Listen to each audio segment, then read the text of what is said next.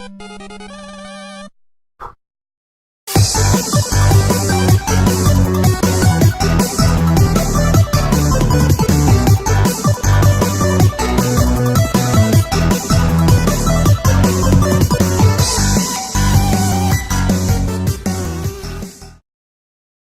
play a little game. What do Dead Space, SimCity, Burnout and Battlefield all have in common?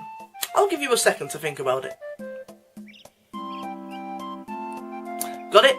Yep, they were all franchises ruined by EA. In recent years, EA has had a certain track record of taking a well-loved franchise with a niche market and expanding it to cater to a more mainstream audience. The result? It's crap. I mean, co-op seems to be all the rage nowadays, so let's just put that in Dead Space 3, that'll make more money. Well, Call of Duty seems to be pretty popular nowadays, why do we make Battlefield like COD? As long as the graphics are good, people will buy it. It's reasons like this, and believe me, many more, that have earned EA the official award of being the worst company in America for 2 years running. But you know, it's good that there are still some developers out there that we can all rely on to make great quality games. Naughty Dog, Valve, Insomniac. Actually, now that I mention it, the game I'm reviewing today is an Insomniac game, and you know, it doesn't need to... No. Oh no. No, God, no, not Insomniac, no! What is this happening? No! So it looks like Insomniac is EA's next victim. I mean, this is why you don't do this, Insomniac. I mean, you were doing well on the PS3, okay? You had good exclusives, you were getting a lot of money, but no. You just let your curiosity get the better of you. You wanted to go explore the big, bright world and see what's out there.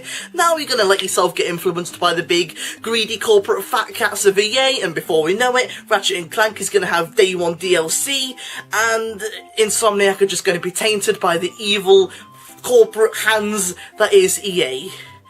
But, you know, maybe it's too early to rest judgment. I mean, I haven't played this game yet. Maybe Insomniac and EA are a match made in heaven. Maybe that's what Ratchet Clank has been missing all along.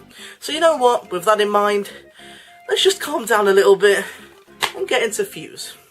The story in Fuse centers around the team over Strike 9, whose mission is to stop the evil Raven Corporation from gaining an alien substance known as Fuse. Raven intend to use this element to make their weaponry stronger and, in the long run, take over the world, I guess. And to put it blunt, Fuse really is just as generic as it looks. You almost instantly lose interest in the main character, Dalton Brooks, as you can quickly identify him as just a Marcus Phoenix wannabe, and the other characters have next to no personality whatsoever. Almost every facet of this game is borrowed from another game to an almost hilarious degree. The climbing, shooting and controls are identical to Uncharted. The opening cinematic looks just like Call of Duty. The skill point system looks eerily similar to Borderlands. And wait, what's this? Hallucinogen that evokes horrible flashbacks that the character must overcome throughout the game? Now doesn't that sound vaguely familiar? Okay, now I know you're not even trying. Unless you've been living underneath a rock your whole life, you have played at least one game like this before. It's that kind of recognisable pattern that Fuse follows, that defeat a swarm of enemies, then use their turret to defeat another swarm of enemies pattern. It's also tediously familiar by this point, and as a result,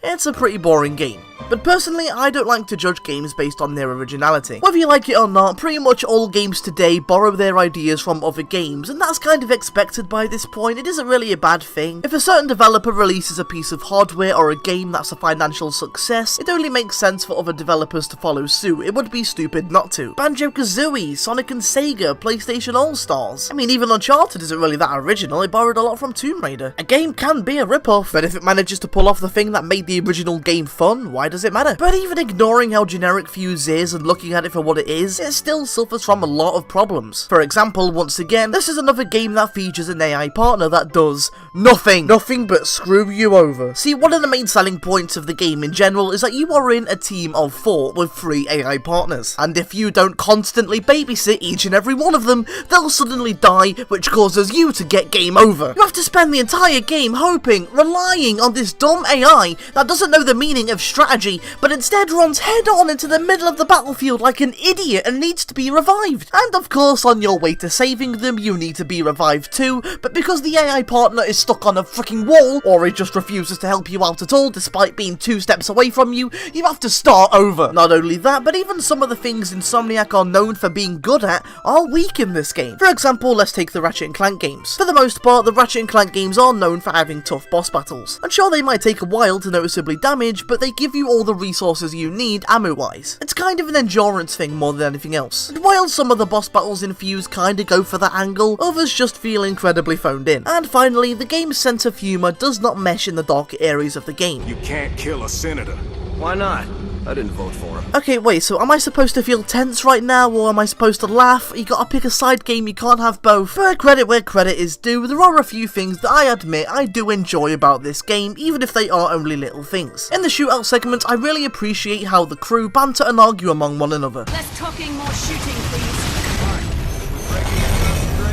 No, just making my ears hurt. It makes them feel slightly more three-dimensional and realistic as people, even if at the same time it does make them seem slightly more unlikable. Another subtle thing that I admit I kinda liked is that when you're low on ammo when the ammo's counting down, it kinda looks like Aliens the way it counts down like that. Kinda makes you wonder why Aliens Colonial Marines didn't do that. It would have been an easy but cool reference to make, but they didn't, I guess. Then again, there's a million things that Colonial Marines didn't do, like, you know, like being a halfway decent game. And finally, something that I don't really see a lot is that you're able to change character on the fly at any time. And I thought that was really cool. I like being able to change character at will and possess their special perks. But unfortunately, these subtleties are not enough to hold up the rest of the game. Overall, Fuse is a pretty strange case, especially coming from a team such as Insomniac. The weird thing is, Insomniac know how to be creative and make good games. It's been proven multiple times before that they have imagination. So why exactly is this game so bland and generic? What is so different about this game from Insomniac's earlier games?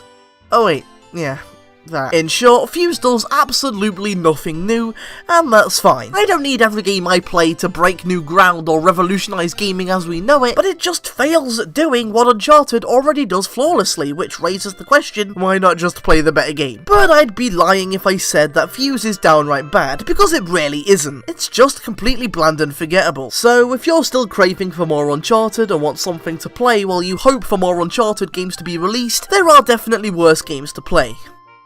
And so that's Fuse, or as I'm going to call it from now on, a nerfed down Uncharted.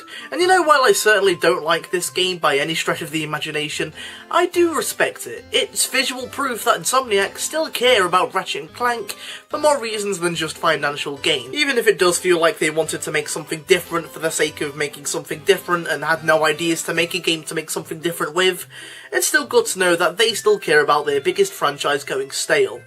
Good timing too, because the last couple of Ratchet & Clank games, they haven't been that good, in my opinion. Well, on the bright side, I can finally stop playing a game published by an evil corporation. What's the next game that I gotta review? Remember Me. Who the hell made this game? No! And as Kane screams in horror at the game he must review next, it cuts to black while the audience cheers and laughs. There, that's another review done. How do you do it, Kane? You make them laugh every time. Actually, that might be the most forced, rushed way I've ever ended a review ever.